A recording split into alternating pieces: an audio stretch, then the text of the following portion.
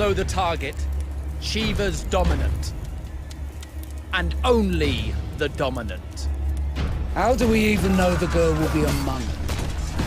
Our kind do not question orders, we follow them. Sergeant, they've summoned their icon. Icon? That thing's a bloody mountain!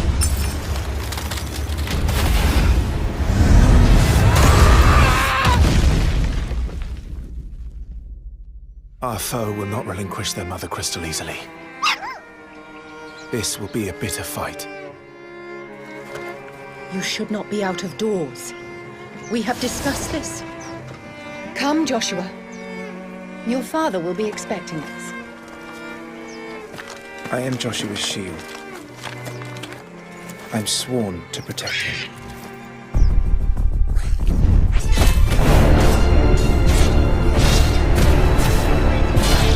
What do you mean you refuse? Did you not pledge your sword to our cause?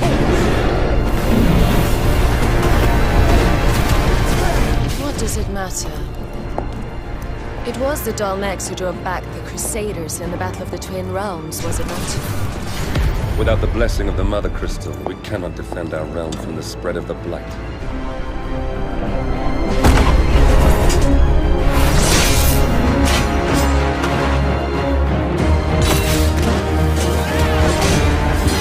So they sent in the Dragoons. Imperial Vipers. Do they really mean to invade us?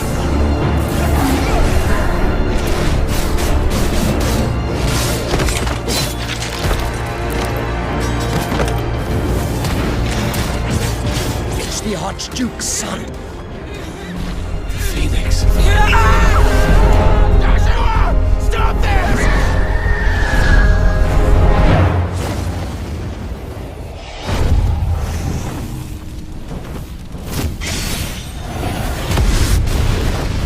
Second icon of fire. But that's impossible.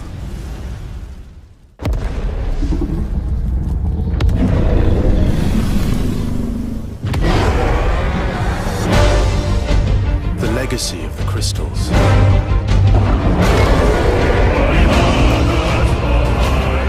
Has shaped our history.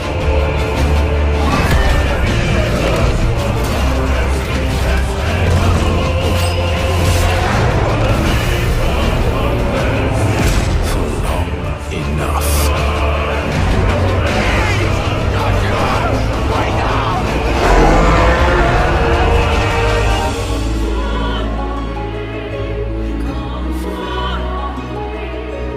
I'll kill you. If it's the last thing I do.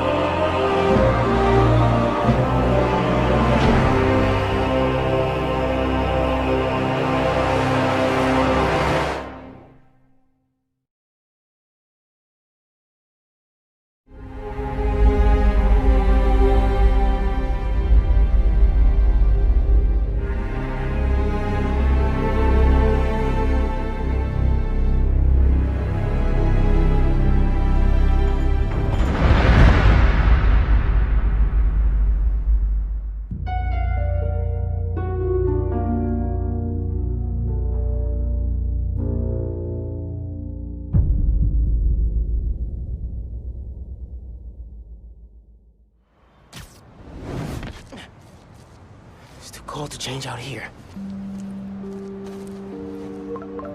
Dang, I'm late for Mom's rally.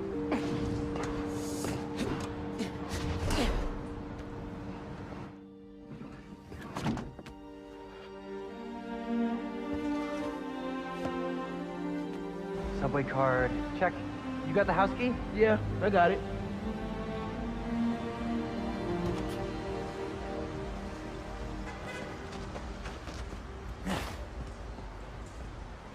Come on! We're gonna be late!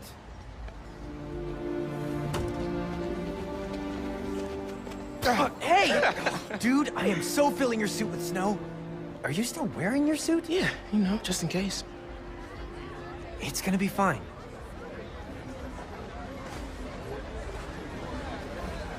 See, this is my favorite part of living in Harlem. Pop-up street fair, best food in the city, awesome music. Man, this would be great for the last beat I was working on. I should get back into mixing. Yeah, it's been a while.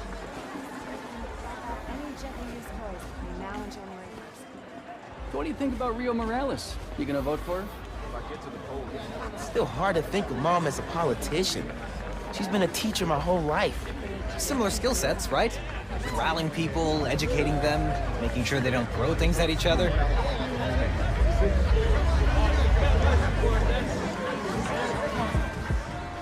Hi, I'm Brian Horton, Creative Director at Insomniac Games. We're excited to show you this first look at gameplay from Marvel's Spider-Man Miles Morales. Our story picks up 1 year after the events of the first game, and we find Miles' new home, Harlem, is in danger. Trouble brews while Miles' mom, Rio Morales, leads an election rally. A war between the devious energy corporation Roxxon and the Underground. A high-tech criminal army led by the Tinkerer starts to break out. In this gameplay sequence, captured on PlayStation 5 hardware, the Underground attacks Roxxon, sending the rally into chaos in a fight that spills onto the Braithwaite Bridge, where the Underground tries to steal Roxxon's experimental energy source, Newform. Let's take a look. Go, go, go! Stop! Whoa! Let's not shoot each other, all right?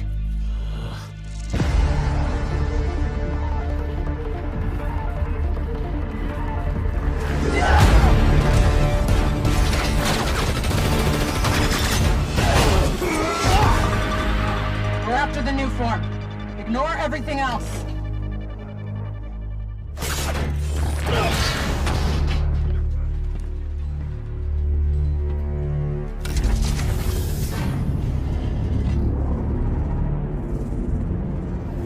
Get rid of him. Then grab as much as you can carry.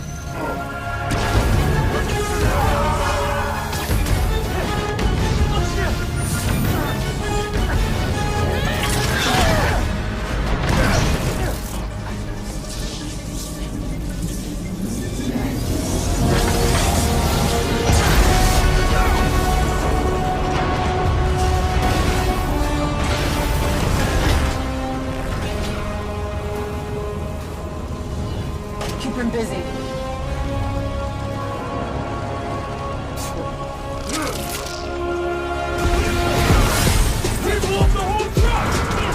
That bridge is coming down!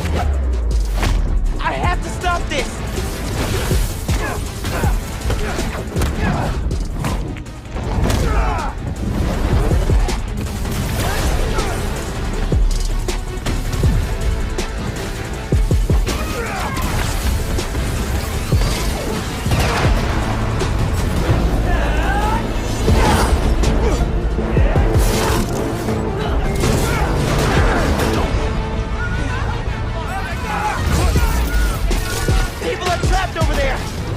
Push past these guys!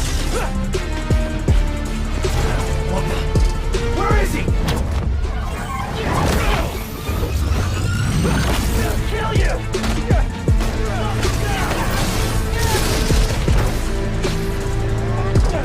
Don't let him cut you! Help! Help!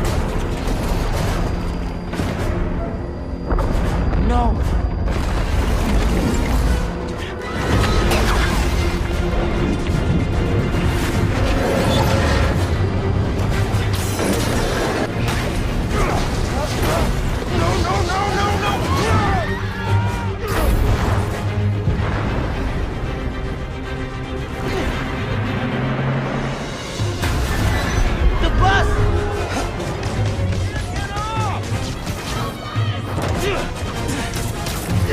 Everybody get out! No!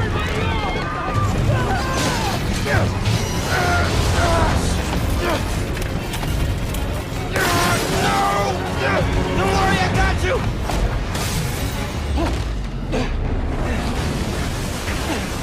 Thank you. Man!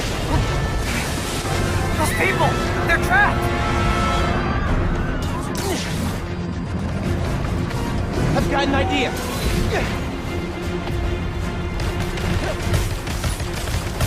I need something they can cross. No! I can stop this!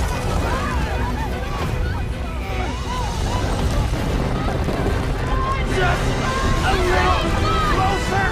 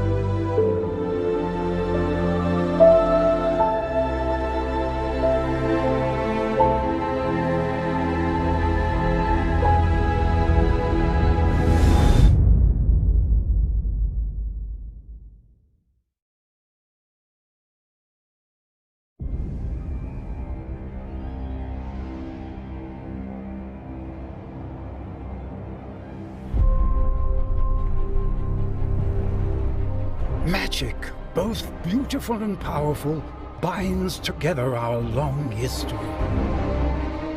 That common bond we share is the legacy of Hogwarts.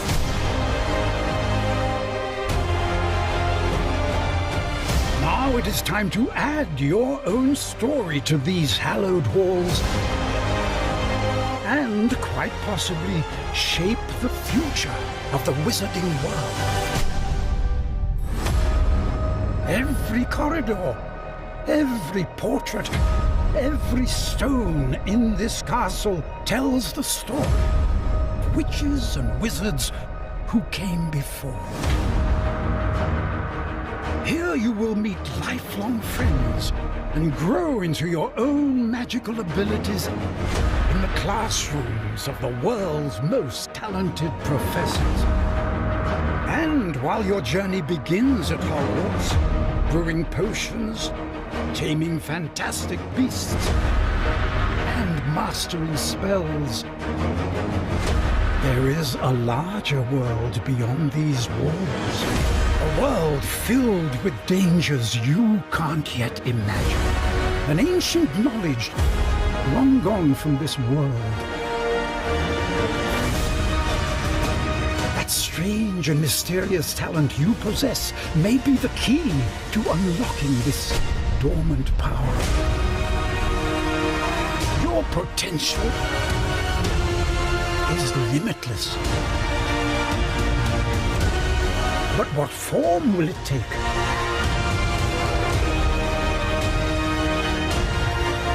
The journey ahead will reveal what you stand for.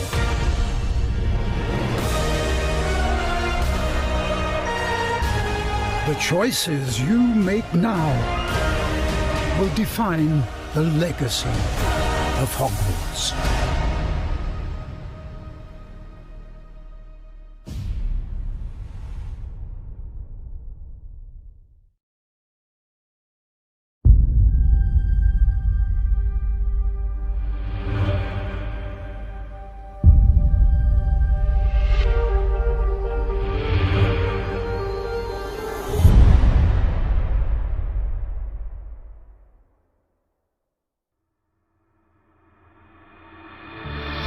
Hi everyone, I'm Dan Vondrak, Creative Director at Raven.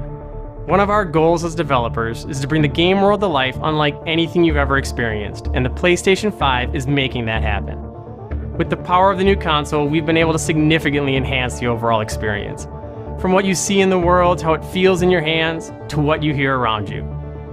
In Black Ops Cold War, you will be transported to the year 1981, in the middle of one of the most dangerous times the world has ever known, the height of the Cold War. The following is a portion of the first campaign mission where you've been given the name of a high-value target linked to the Iran hostage crisis. But in true Black Ops style, nothing is as it seems. Take a look.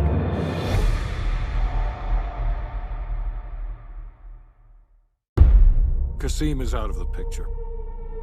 How long before we get Arash? The team arrived in Turkey a few hours ago.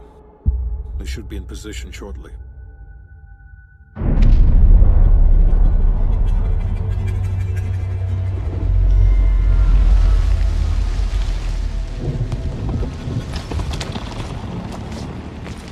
Airfield's just up ahead. Let's go find this shithead. Priority is to ID Arash before things go hot.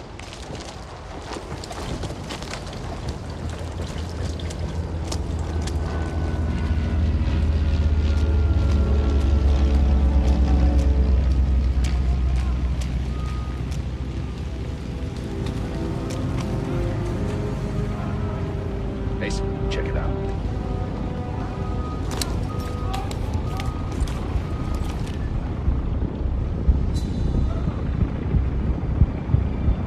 Incoming truck, left side.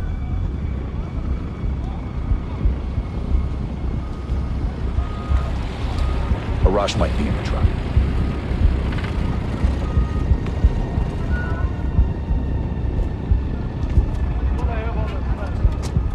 I can't make out his face yet. I don't want to know. What the fuck? He just iced everyone in a truck.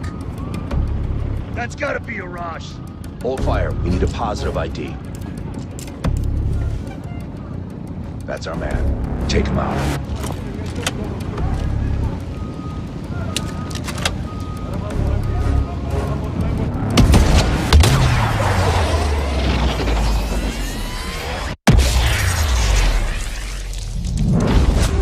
Shit! We missed him! Can't let him get away!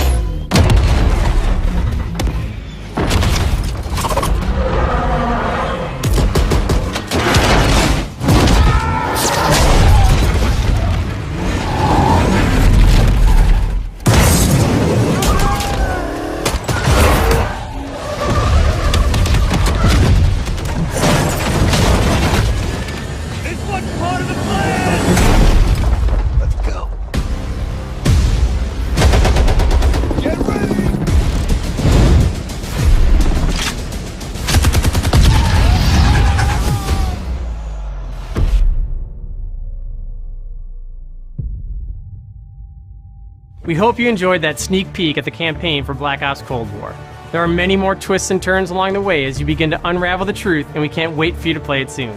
In addition to the story campaign, Cold War features the next generation of multiplayer online combat and an all-new awesome zombies experience. Today, I have the special honor to announce on behalf of my friends at Treyarch that the PlayStation community doesn't have to wait to play multiplayer. Starting this Friday, PlayStation players will be able to play the multiplayer alpha exclusively on PlayStation 4. And for those of you that are watching at home on your PS4, you can preload the experience starting tomorrow. We can't wait to see you online Friday and through the weekend. Enjoy the rest of the show.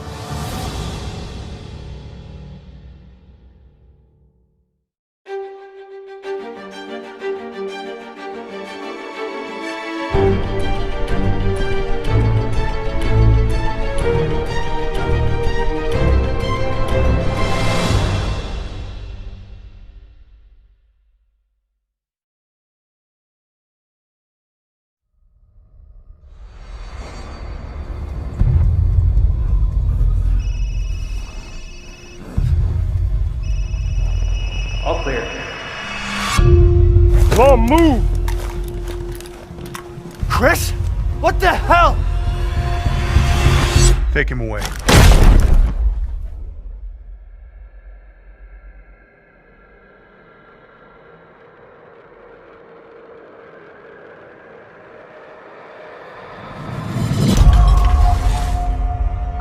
In life and in death, we give glory. The bell tolls for us all. They're coming again!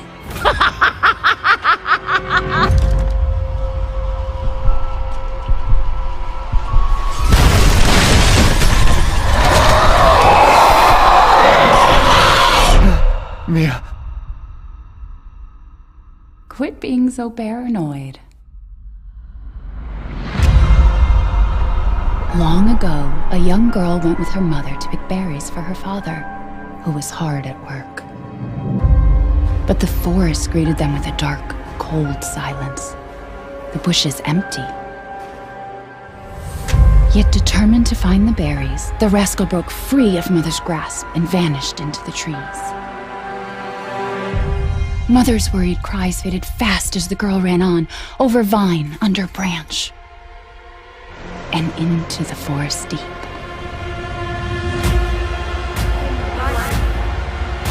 And in death, we give glory. Mother Miranda.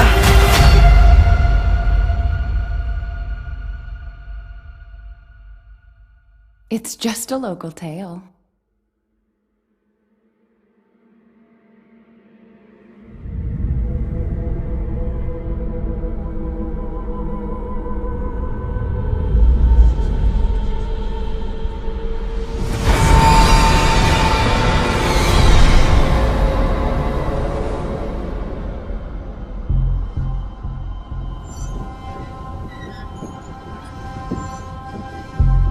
If it's just looking, window shop away.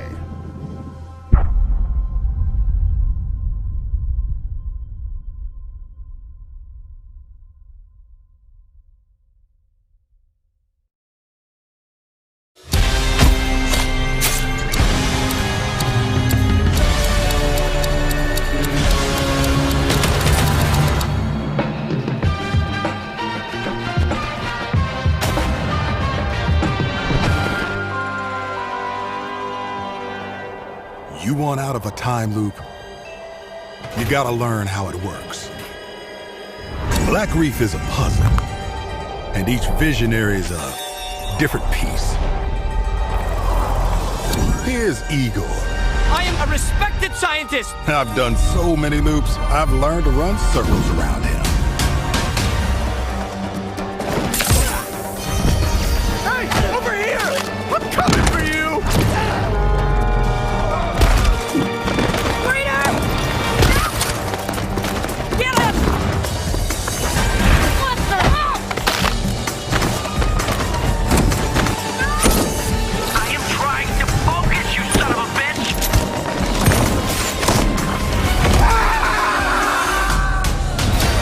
I've tried taking my targets out one by one more than I can remember, but there is never enough time. I go after one, another lives, because right now, half an island away, a different visionary is throwing his nightly cannibal masquerade. Alexis Dorsey. Everybody shut up! This is my jam. Igor's a big fan, yet somehow he never makes it to the party. Something keeps him home. Colt, you there, buddy? Here's the invite to the party. And here's why Igor blew it off. He made some kind of scientific breakthrough that morning. I did it! I did it! It works! That he makes every morning. Unless I get there first.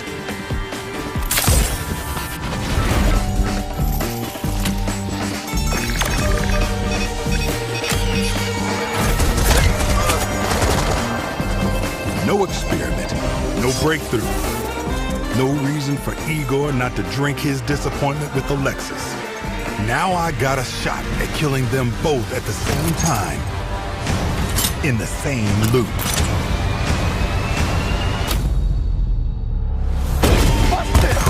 Is that Colt? Hey, Wolf! It's time to hunt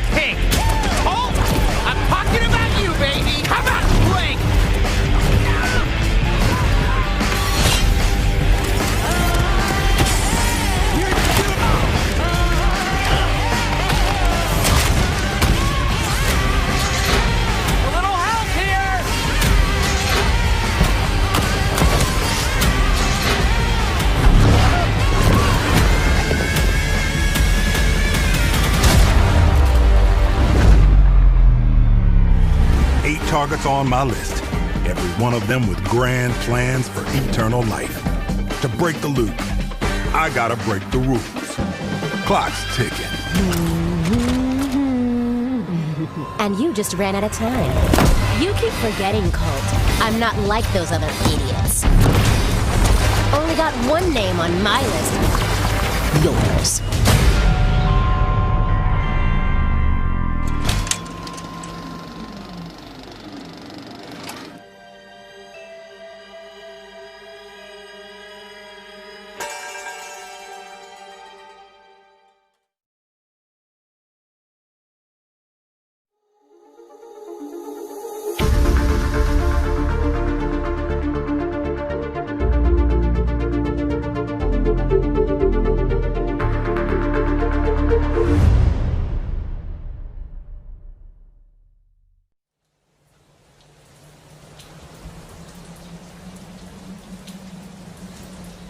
That day, if our positions were switched, would our fates be different? Would I have your life? And you mine? You a demon?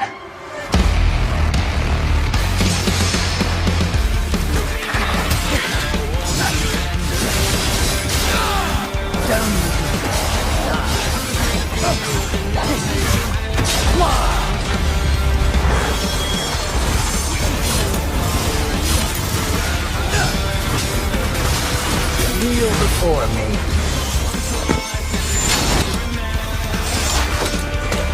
This is power.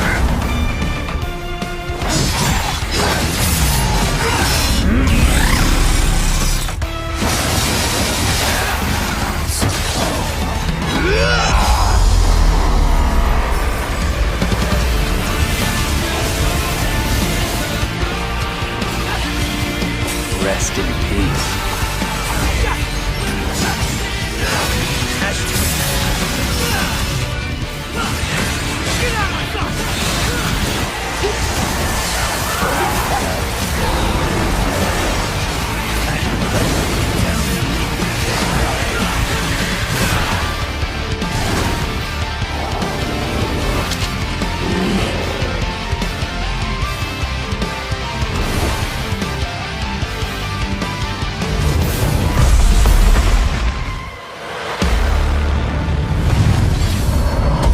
Devil may cry.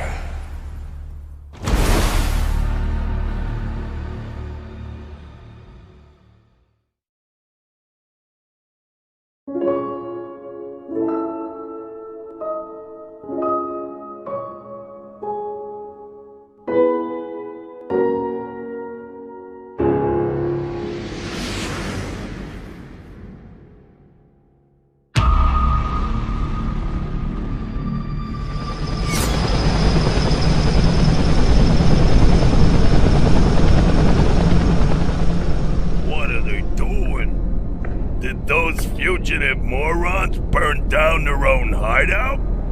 It sounds idiotic, but that's exactly what it looks like. Bad karma for burning down my farm. Hi, I'm Lorne Lanning, creative director of Oddworld Soulstorm, and we're excited to bring you an all-new exclusive trailer from the game. Here, our unlikely hero, Abe, finds himself fresh off the back of freeing his people from the nefarious Rupture Farms. He thinks the journey is over, but soon discovers it has only just begun. The stakes are higher, the threats are larger, the obstacles are more devious, and it's all made possible by the power of PlayStation 5. Enjoy.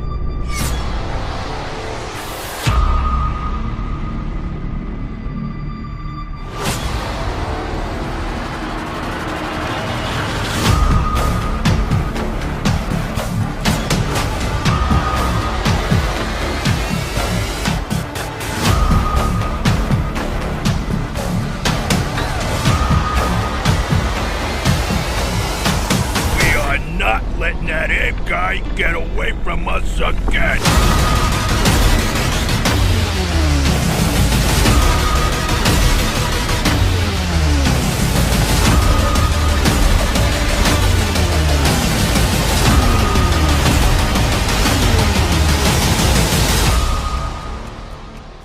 Wait here. Hey, why the hold up? I could go for a sandwich right now. Well, we gotta get out of here. Come on, let's get out of here. My tummy's growling. I'm hungry.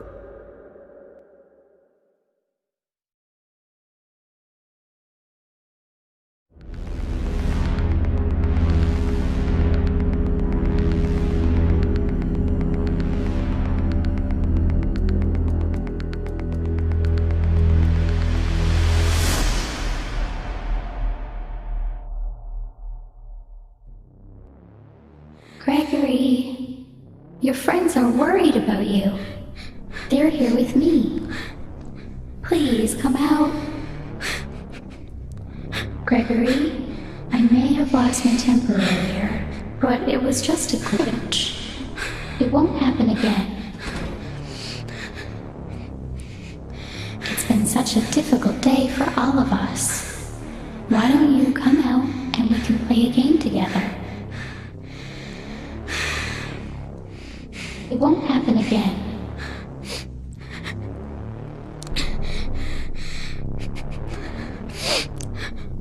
It was just a glitch. Gregory, be still. I think she's found us.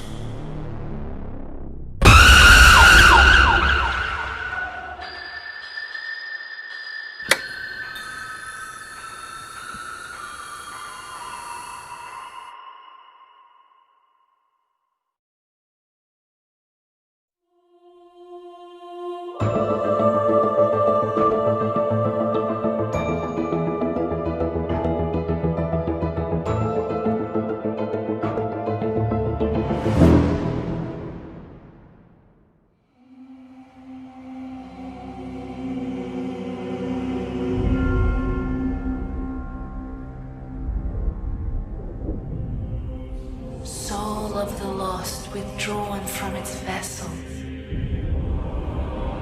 Let strength be granted so the world might be mended. Soul of the lost withdrawn from its vessel. Let strength be granted so the world might be mended. So the world might be mended.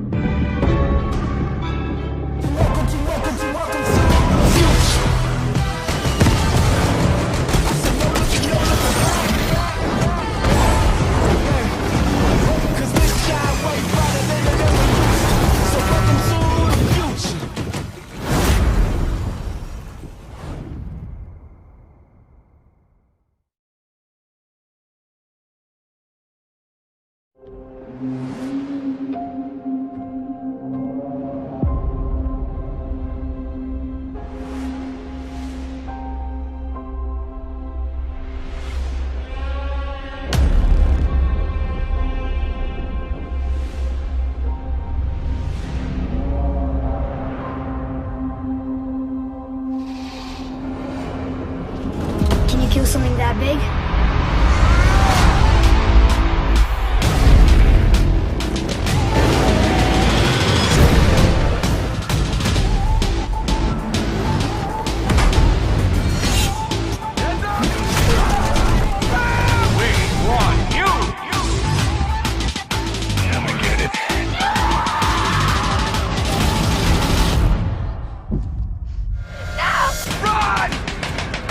My name is Marcus. My name is Kara. My name is Connor.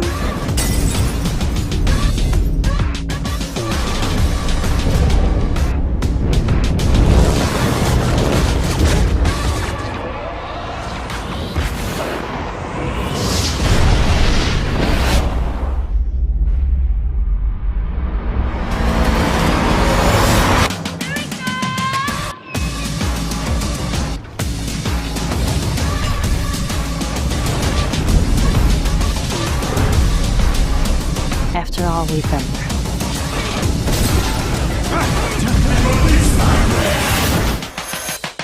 It's time.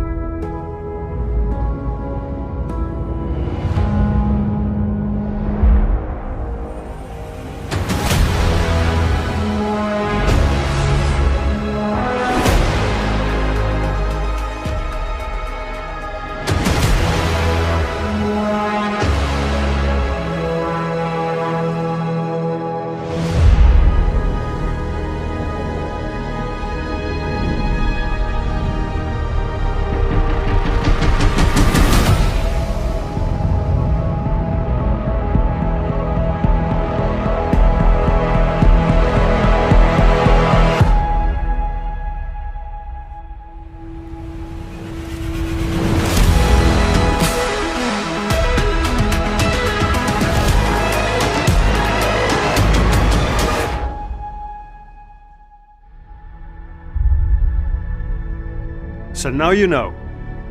Thank you all for joining us today and for being part of this amazing journey. It's your passion as fans of gaming that drives us to deliver a truly new generation of experiences on PS5. From everyone at PlayStation, we appreciate your continued support, and we look forward to you getting your hands on PS5 very soon. To close, let me leave you with one more quick look.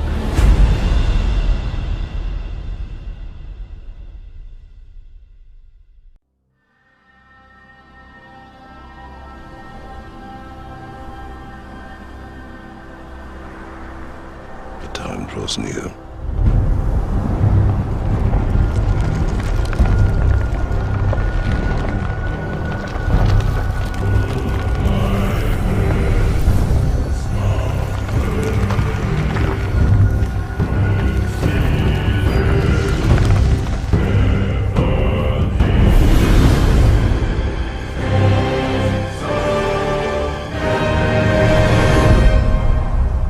You must prepare yourself.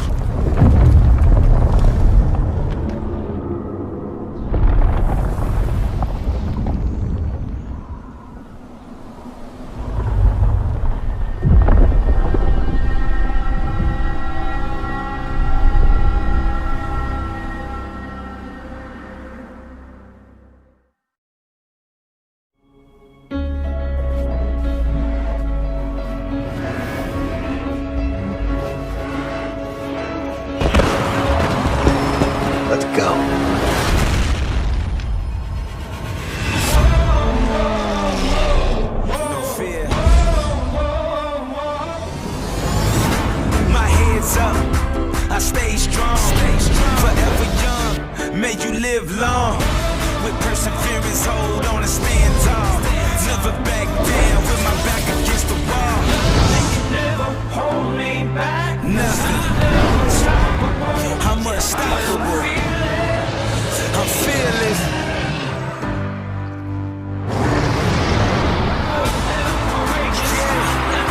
I'm strong.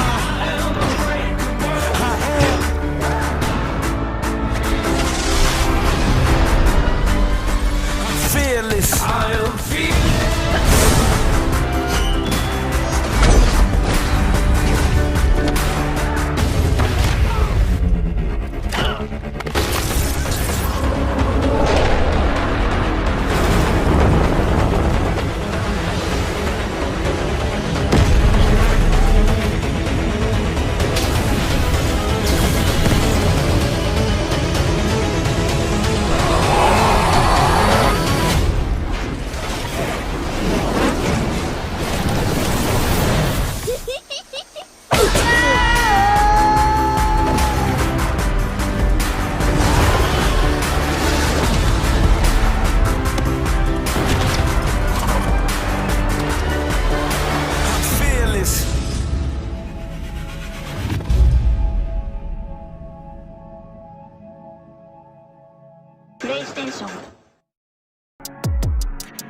And welcome back. That was the PlayStation 5 showcase. That was huge. I'm Max Scoville, joined by Brian Altano, Jonathan Dormus, and Janet Garcia.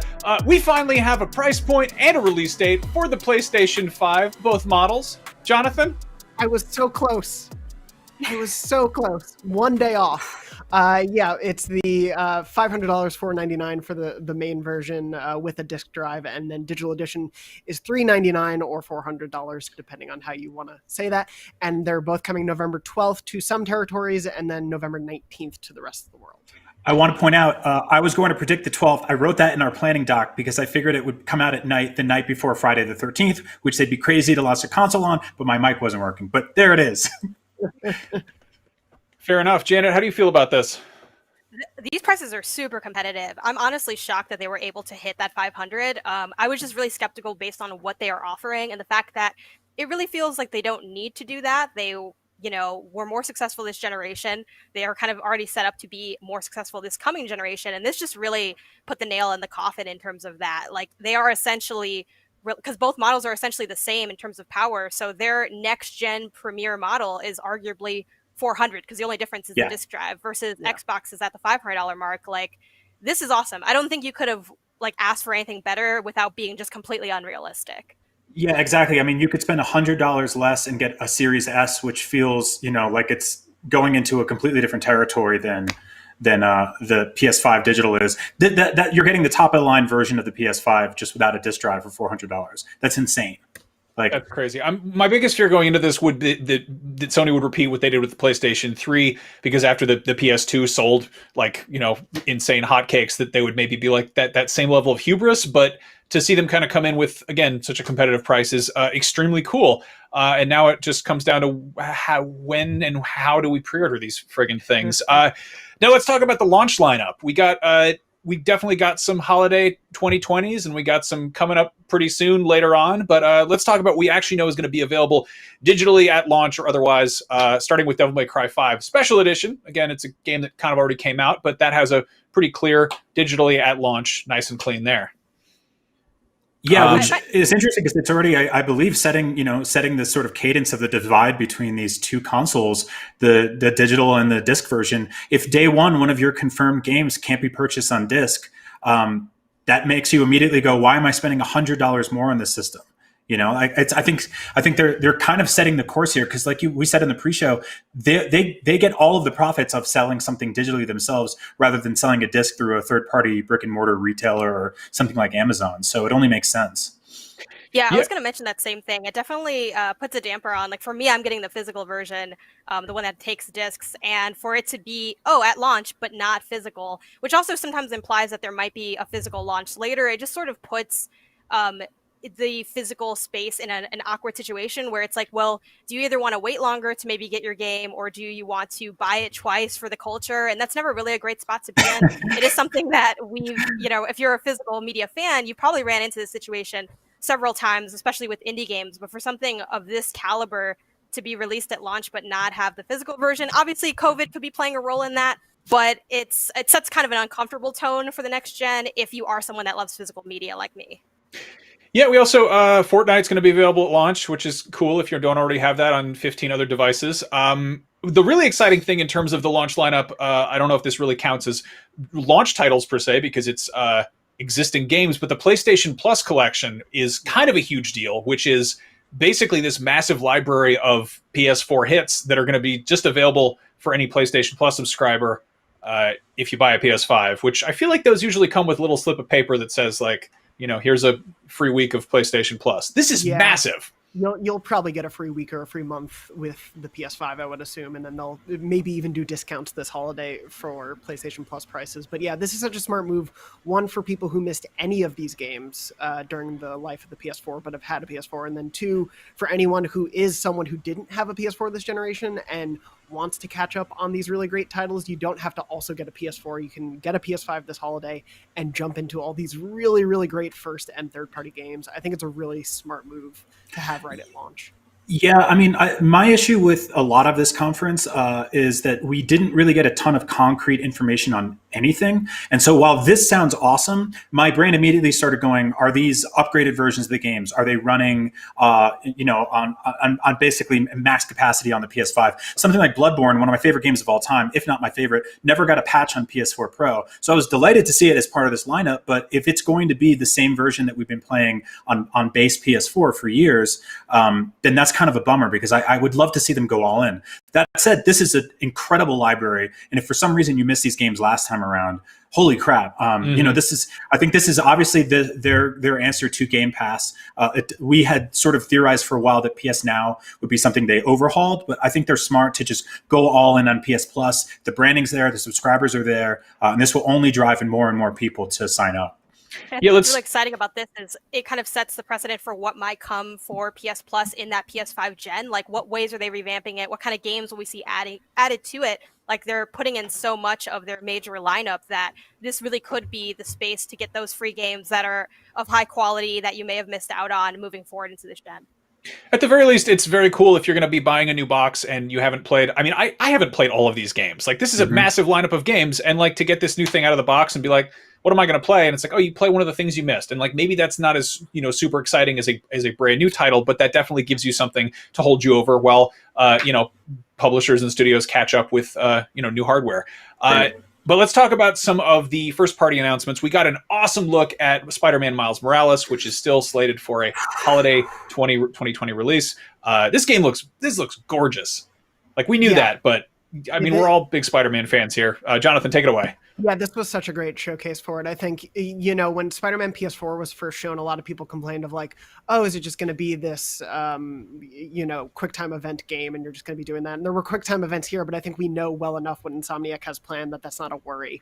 The gameplay that we saw here, I don't want to take anything from what Janet said, so I'll leave to her as we were watching the show together, but it looked great. I loved specifically really the way they're showing Miles's physicality is different from Peter's, and the way he moves, and not just his moveset, but also the animation and all of that. It flows differently. It looks so great. I loved this first look, and I think it was a really, really stellar thing to come out of the gate with in terms of first party showing at this.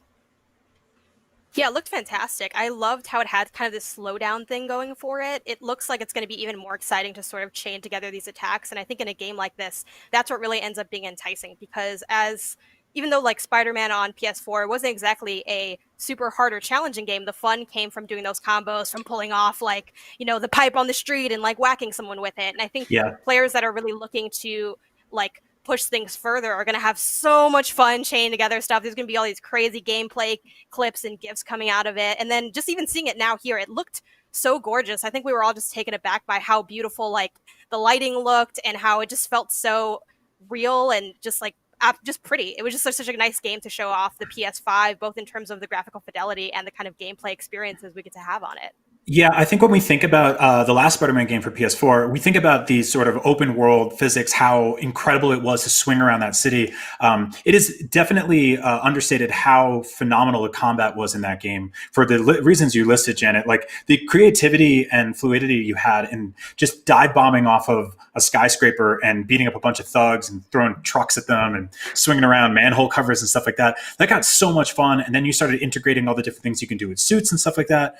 It also looks like they're doing some really interesting stuff with the story this time around. Seems a little bit darker, a little bit more sinister. Although the last game did get pretty dark, you know, like there were like legitimately like sad moments in that game. But this entire scene felt something straight like ripped out of a movie. The entire bridge sequence here was what you would find as a set piece in, you know, a blockbuster Marvel film. It just looks so damn good. He did the pulling together thing. That's the classic Spider-Man move of just holding the bridge together with both his arms. Yeah. Yeah, so I mean, it's good to see. We kind of, you know, Spider-Man is sort of a known quantity. We know that that's a solid video game, and it's cool to see that it's getting some new polish and bells and whistles and new additions to it. We do know there's going to be a Spider-Man PS4 remaster for PS5, which is going to come with the Miles Morales Ultimate Edition. And it sounds like do we know if there's going to be a Miles Morales for PS4? Do we know that for sure or no? It is coming to PS4, yes. Okay, so basically both games are going onto their respective opposite systems, which is cool. So yeah, if you didn't get a chance to play that. Now, another thing that is sort of a known quantity, but also we're dying to know more about it, is how they closed the show, which was God of War Ragnarok, which is apparently coming sometime in 2021. We didn't get much aside from the incredible God of War music and, you know, some you know, rumbling VO. But yeah, we're all excited. We like God of War. Yeah, I'm not sure exactly what this is. Again, sort of the running theme for this showcase or conference was very little information.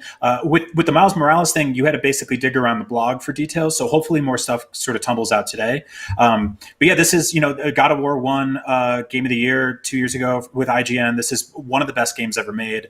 A phenomenal sort of reboot of one of the most beloved video game franchises, but also something that was, you know, a big, meaty, lengthy game. Like this was a sort of like 15, 20 hour story, lots of stuff to explore. The game ended with some pretty open-ended sort of scenarios in which a story could pick up. And so there's a lot that can happen from here. So we don't know if this is going to be a Miles Morales style, sort of like 10-hour, you know, more bite-sized spin-off, or a full-fledged sequel to the last God of War game. But hopefully we get some details today. Either way, this was fantastic news. And Max, like you said earlier, I think for people who haven't played God of War in a while or haven't played it yet, it'll be there day one on PS5 through the PS Plus collection. So super cool. A good chance to catch up, and I'll probably play it again. Yeah, that's exciting. And also the fact that it has a 2021 on there is pretty cool. Really cool. I think just getting that's a whole year for things to release it, and there's always the chance it gets delayed. But I feel like that's not that far away. Whereas when God of War was first revealed, we were sitting around twiddling our thumbs for like 2.5 years before that actually dropped. Sorry, I was just going to say we have that and Horizon Forbidden West set for 2021. So first party wise, it's looking pretty good for next year for PS5. Mm-hmm. Now, we also got some incredible third-party stuff. The whole presentation kicked off with one that, sadly, I feel bad for the surprise that wasn't on their size, but Final Fantasy XVI, which was heavily rumored, which is a substantial demo. Like, we got a lot, or not a demo, but like a lot of gameplay got shown off, and a lot of, you know, as you'd expect, gorgeous Final Fantasy graphics, which is taken a nice change back to medieval fantasy, which I know a lot of people were kind of hoping for after you know, driving around in a Cadillac with the boys in 15 and all the diesel punk stuff in 7 remake. But yeah, this is also slated for 2021, and it looks really impressive. Yeah, as someone who kind of dips in and out of the Final Fantasy franchise, I'll play one for a few hours, or I'll play one to completion and then not play another for 3 or 4 years. I do really like the very fantasy-focused version of this one, especially coming off of 7 Remake, at least, which obviously is more technologically focused and everything. This is someone who's gotten a little bit more into fantasy storytelling in the past few years. I'm really interested in this one, especially knowing you can kind of just jump into whatever Final Fantasy. I'm really excited for this one, and like you said, I can't believe it's next year. Yeah, I think the big news here is them sort of stating at the end of the trailer, you know, PlayStation console exclusive. It's also coming to PC, of course, and we're going to see that a lot. But that was a big sort of like kick in the door from Square Enix and Sony today. I saw some like sort of theories kicking around on social where people were kind of had the idea that you were playing as one character across multiple timelines rather than like a full-fledged traditional JRPG party, which is a really cool concept. And it makes me very interested in seeing this because I think that's just different and new enough. And God, it looks gorgeous too. That's a good Marlboro. Janet, what was your take on Final Fantasy?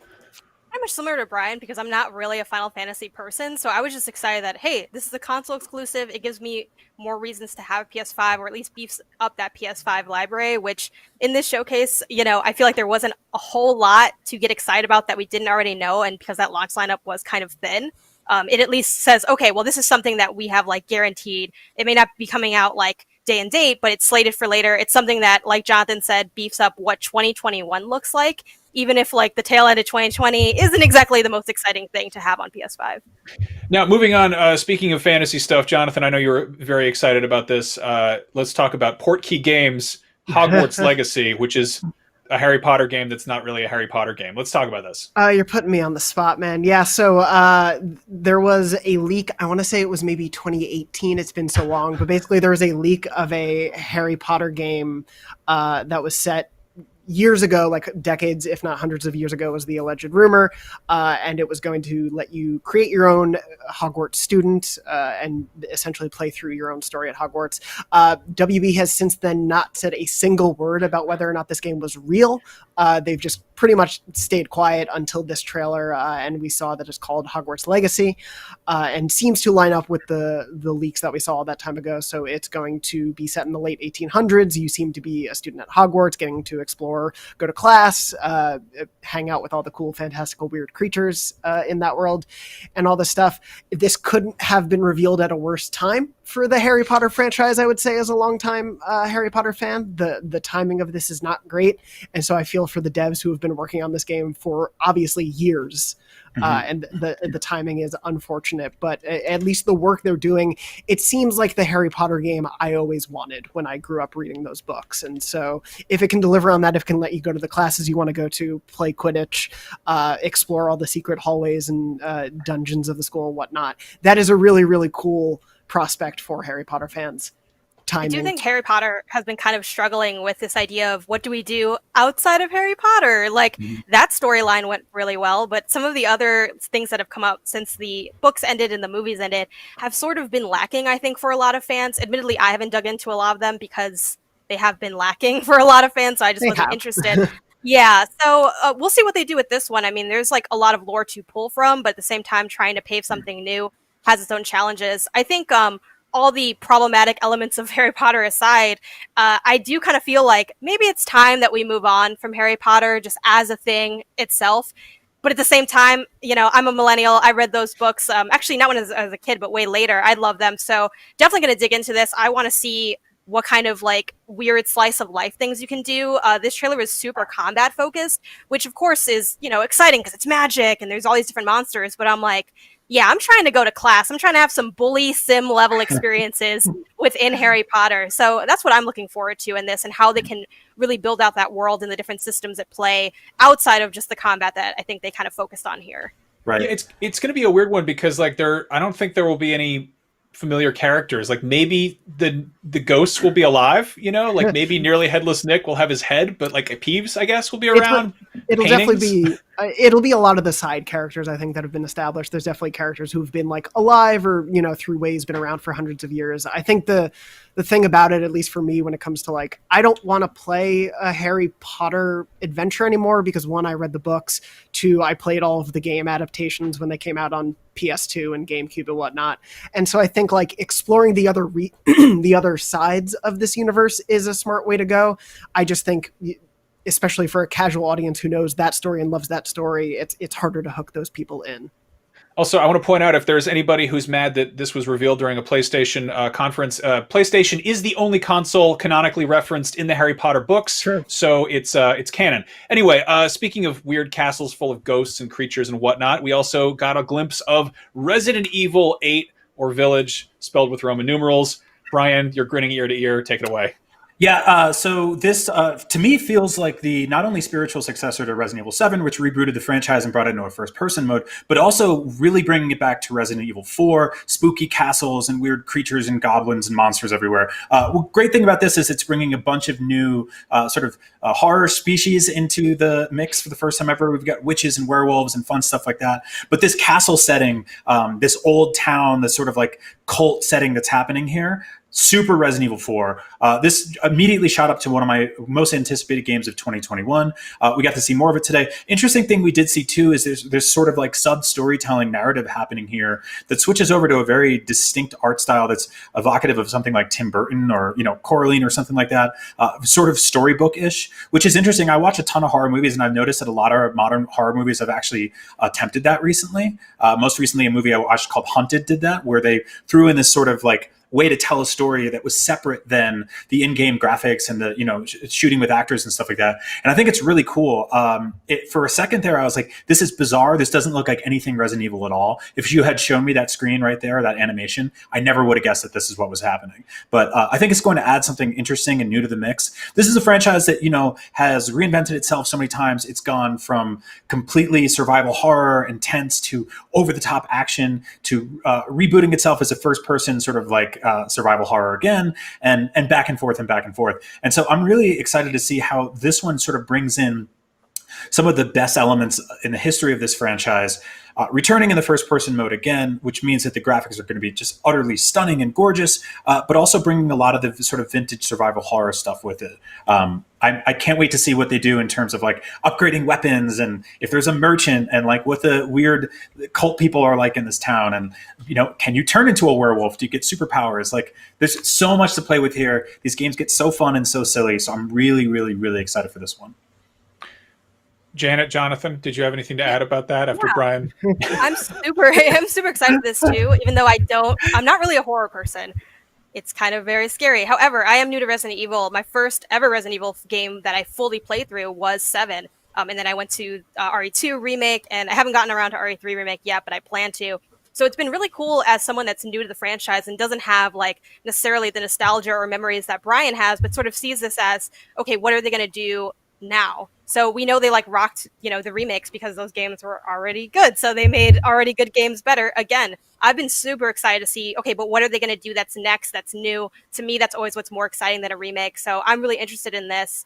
I get the sense that they might be playing with this idea of what is reality and what is illusion. And, maybe there's something like going on with your head. They sort of had a bit of that in RE7 as well, but just the idea of this having the storybook narrative underneath, and this idea of, oh, these are just tales. What are you talking about? Everything's normal. I think it's going to warp your perception of reality a lot. I'm also really curious if they're going to do PSVR support for this, because that was a big part of 7 and that idea. Yeah. And Sony's so focused on immersion. Like, I think this is just going to be such a horrific adventure that I will not be playing in VR, but I think it'll be cool if people can.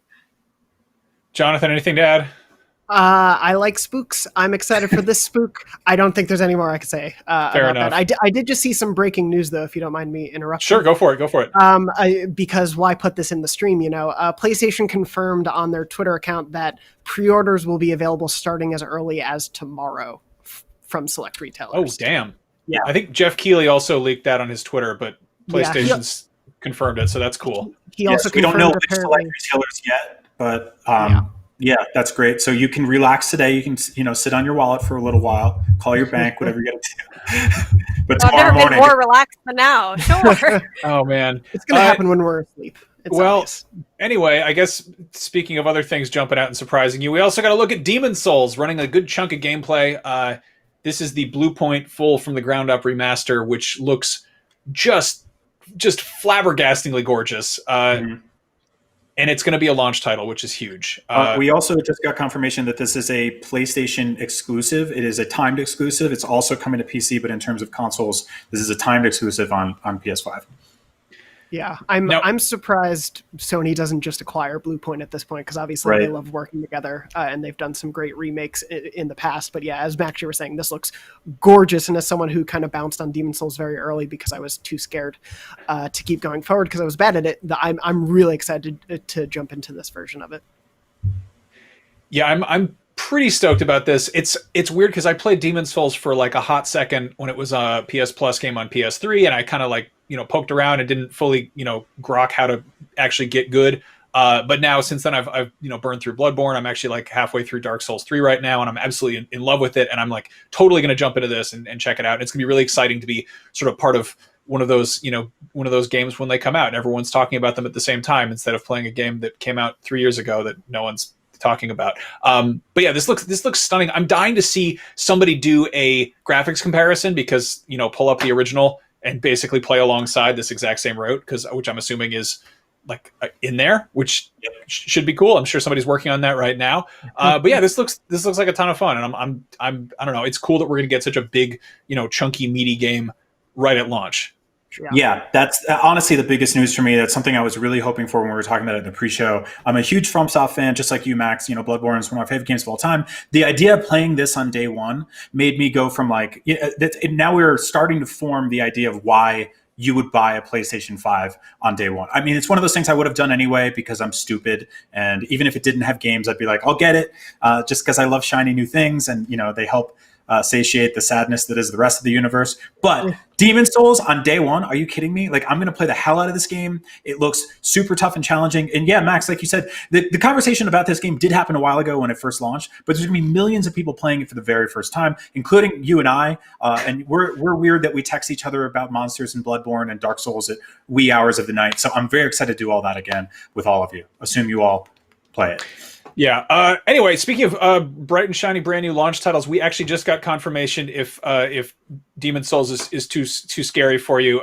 Marvel Spider-Man Miles Morales will be launching on 11/12 US and 11/19 everywhere else on PlayStation 5, and it's also coming to PlayStation 4 as well. That is an official tweet with like 8 other hashtags.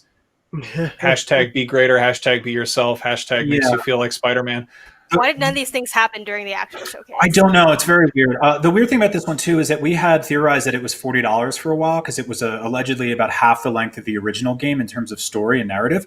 But this will be $50 for the base game, $70 for the ultimate version of the game, which includes a remaster of the PS4 version of Spider-Man. So that's awesome. That's a lot. But I think we had thought from the start that was just rolled into a $40 price tag. So I do feel like things got moved around a little bit here. All right. It's still cool. Let's wrap things up. Obviously, there's going to be tons more details popping up and coming out of the woodwork over the next, I guess, hours even. But final thoughts, Janet, you go first. I guess this being now that we have this at launch, I think that's pretty strong. I wouldn't say I'm disappointed that's also on PS4 because that sounds kind of like, oh, I have less fun if more people can play the games. It's not that. It's just that we criticize Xbox so much for that. I think it'd be ridiculous not to hold PlayStation to the same standard. I will say that I am very excited about the price. The price is awesome. I'm absolutely going to buy it tomorrow, hopefully, pre-order it if that happens. Excited to be able to play Miles at launch. Kind of disappointed that the launch lineup is not one that I would say is super strong outside of Miles, which once again is debatably not an exclusive. But hey, neither was Breath of the Wild on Switch, so I'll take it. Mm-hmm. Jonathan, what about you? It's strange. This presentation definitely didn't answer all the questions it needed to. There are still a lot of stuff hanging, even when it comes to just the full launch lineup. But if we are really getting this Demon's Souls at launch just on its own, I mean, to me, that already blows the PS4 launch out of the water. So I'm really excited to jump in on day one. I feel a little bit more secure in putting down $500 about this, even though I was always going to. But all of this, there's a lot to be excited about, not just right now, but I think this did a really great job of telling me why 18 months from now, the PS5 is going to feel like a really good investment. Nice. Brian, what about you? Final thoughts? So the launch lineup to me is fantastic. Miles and Demon's Souls on day one is great. The price is excellent. It's incredibly competitive. I think that it's going to go very far. The lineup for next year looks great. I wish we had seen more UI features, more stuff running under the hood, more of what it's going to be like to interact with this system on day one. But hopefully that's to come. So. Yeah, it's really exciting. I feel good about it. I'm totally going to pre-order one of these guys. If you want to find out more about our thoughts on PlayStation stuff, you can check us out on Podcast Beyond every week on IGN. That is the PlayStation Show. And Next Gen Console Watch will be doing the whole, fair and balanced argument about which of the different shaped boxes is better, and having a reasoned debate about that. You can catch that every week on IGN as well. We will have more to talk about later, right here on IGN on News, Games, and More, which I'll also be hosting. Because I want to go outside because it's nice out, but I guess I'll sit around and talk about Demon's Souls some more. Anyway, thank you all for watching and joining us, Jonathan, Janet, Brian. Thank you. I'm happy we got to do this. It feels good. Me too. We got the release date and the prices. Yeah, finally. There's a new PlayStation. That's fun. That's good news. Anyway, thank you to all of you watching at home, and we'll see you soon. Stick around. Bye. Don't stick around. Leave. Go home. Goodbye.